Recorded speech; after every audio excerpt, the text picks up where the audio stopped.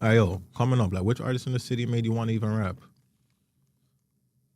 Not from the city, that's for sure. Artists that made me want to rap in general. Mm-hmm. Oh, wow.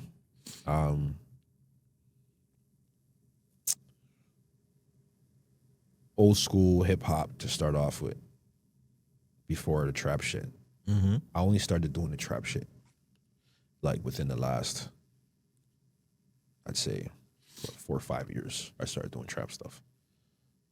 Everything else was just straight hip hop.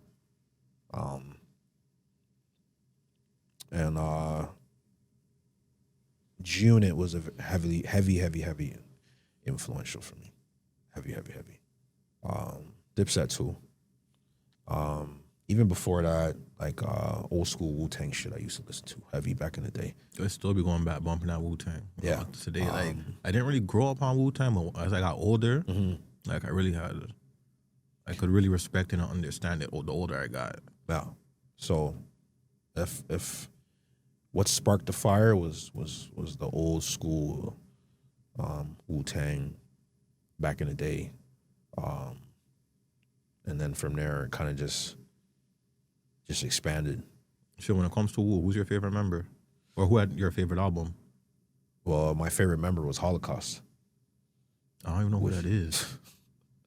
I'm thinking My favorite Wu-Tang, member- Wu-Tang. I'm not favorite thinking about, member. like, Yeah. was he Killer Bees? Killer. He was a black. It was Black Knights. I don't even know. Black Knights is a North Star. They're from California. You know, he's the one who was on RZA's album, Bobby Digital. Didn't really listen to that one. You never listened to Bobby Digital? Like, I probably did listen to it, but it didn't stick with me. Do you know his first record he came out with, where the girls singing Bobby Digital? You know that song? Nah. Okay, there's a rapper, the light skinned rapper with a wave cap on, with braids. That's Holocaust. Okay. That's my favorite rapper out of there. His pen is just out of this fucking world. I'd say for me, like, my favorite member in Wu would gotta be Raekwon. Rake's cool. Rake's dope. Ghostface Actually, dope. I'm not gonna say my favorite member. I would just say that the Cuban Links album. Yeah, those are That's like the top album for me personally. That's a classic. I do like majority of all the artists from Wu-Tang, but my favorite would be Holocaust. And then after that, I just started like listening to different shit. I mean, trap stuff didn't come into the picture until, I don't know, later. A lot I later. basically grew up on the South shit, like, from early, like Silk the Shocker was like one of my favorite rappers growing up. Nah, I never listened to And him. that sound crazy to some people. He was a dope artist though. He was dope. I just never really took that in like that. I did listen to down south rappers. I did listen to Lil Wayne, but Lil Wayne wasn't really considered like a down south artist because he was a rapper. Like he's a rapper. You're talking about at what point? So we're talking about like Braids or after braids? braids. I wouldn't consider him a rapper at that point. Like so, Like, get just off the corner and before. shit. So I'm talking about the Carter. Braids The was done by evolution of the Carter. Yeah, at that point, like, he was on some next shit at that Okay, point. that's what I'm talking about. That's the transition. Yes, the transition. That's what I'm talking about. That's when I started listening to Wayne.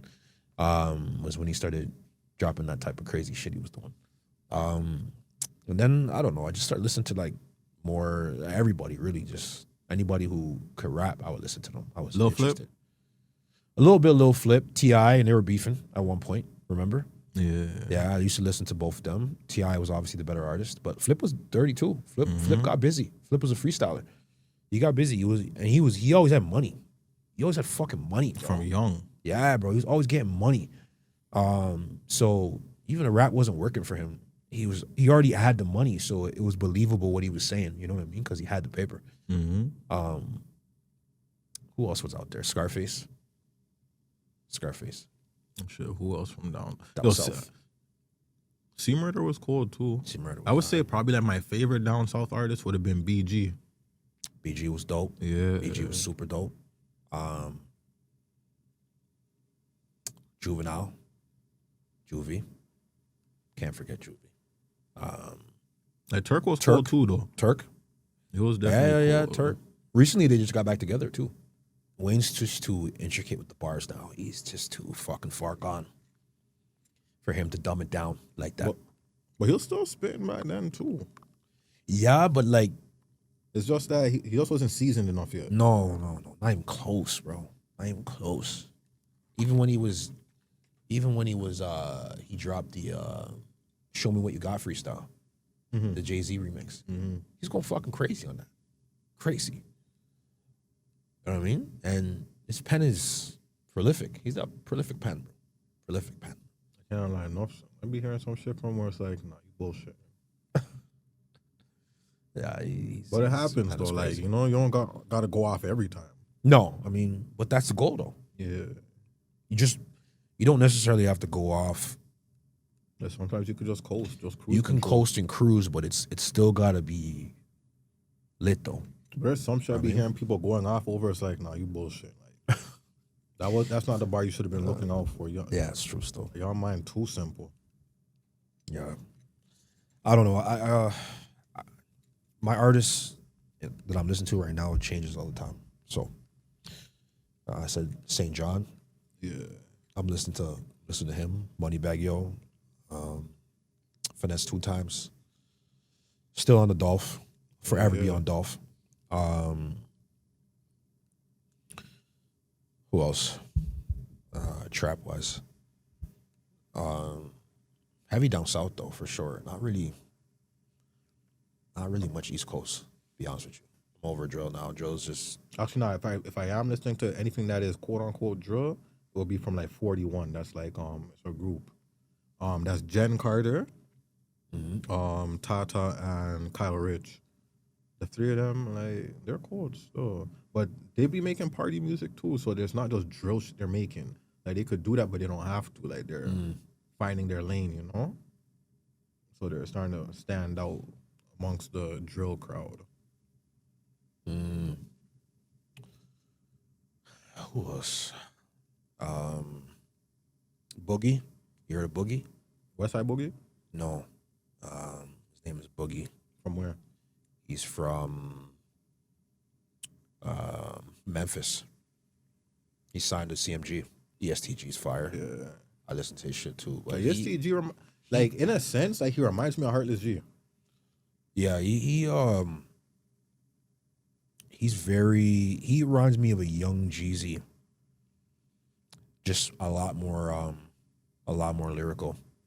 Just the raw, but not the young Jeezy who, like, when he dropped his Trapper Diet type shit. Yes, that Jeezy. It's different times, obviously, different lifestyles, but we're not talking like flow wise or not. No.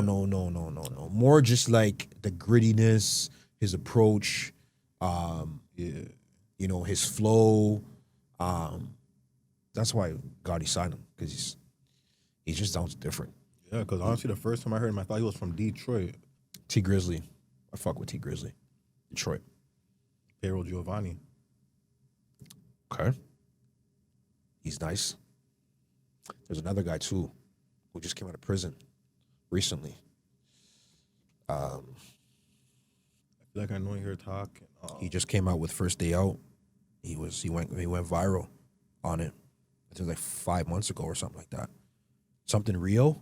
Oh, Rio the Young OG. Yeah. He's nice, bro. You still listen to Gunna? After everything that's happened? Here and there. I'm just here to listen to music I like, you know? What about I told you about Vori. Never signed to DC. Dream Never Chasers. listened to him. I've heard him on a few tracks here and there, but never listened to him. Like, Vori's nice. I just need to hear the right track, you know? I haven't Vori's nice. I'm actually subscribed to his YouTube, but I haven't actually heard anything that made me say, okay, let me go add this to my Apple Music, you know? Yeah, I have his last. I think he just dropped something like probably like a few weeks ago or something, like a project or something. He could have. I only have his last project that he did, 2024, I believe. Wait, so there's no artist in Toronto that, like, you said